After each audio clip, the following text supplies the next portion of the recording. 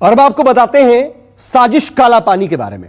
दरअसल चीन की यारी में नेपाल भारत के साथ गद्दारी पर सीधे सीधे उतर आया है। दरअसल चीन के इशारे पर अब नेपाल ने भारत के खिलाफ बड़ी साजिश रची है। नेपाल इस वक्त भारतीय सीमा के पास चौकी बना रहा है, जिसके जरिए वो भारत की हरकत पर लगातार नजर रखना चाहता है।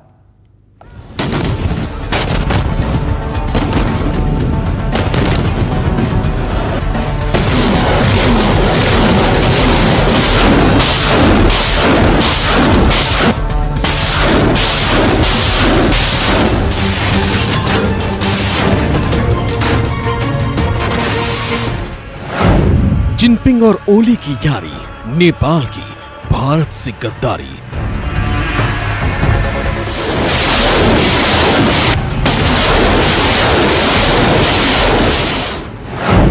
बॉर्डर पर नेपाल की हेकड़ी, मरेगा चीन इन काला पानी।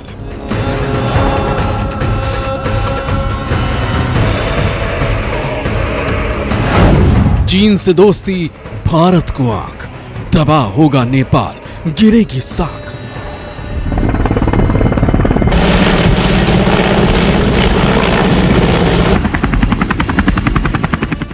चीन की दोस्ती में नेपाल का दिमाग ठिकाने नहीं है। जिनपिंग ओली को उकसा रहे हैं और नेपाल भारत के खिलाफ साजिश कर रहा है। एलएसी पर हिंद के जवानों के मार खाने के बाद चीन ने नेपाल के साथ मिलकर काला पानी में नया मोर्चा खोल दिया है। चीन की शह पर नेपाल उत्तराखंड में पिथौरागढ़ के काला पानी इलाके की सीमा से लगे छांगरू इलाके में पुलिस के लिए मुख्यालय बना रहा है। नेपाल की इस हरकत के पीछे जिनपिंग का दिमाग है।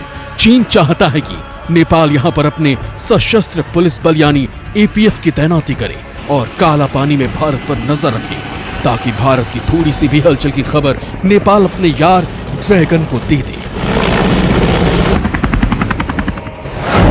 चीन की मदद से नेपाल बटालियन मुख्यालय तैयार कर रहा है।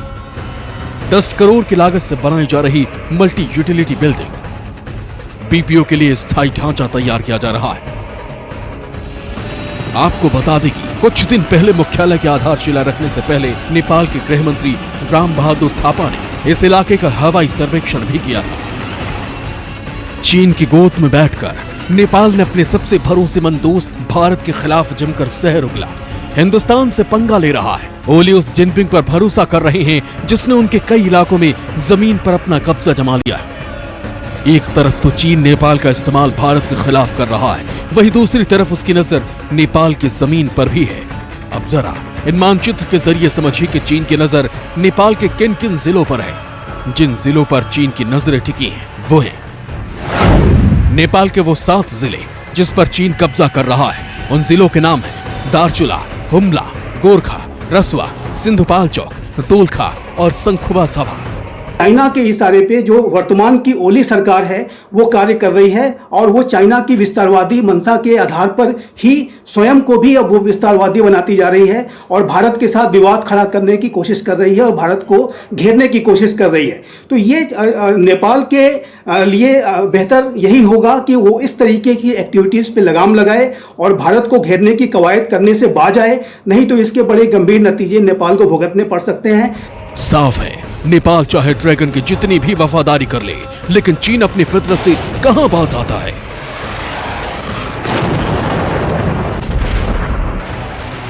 दोस्ती के बहाने वो पीठ पर खंजर से वार जरूर करता है और नेपाल भी उसकी दोस्ती की सजा भुगत रहा है।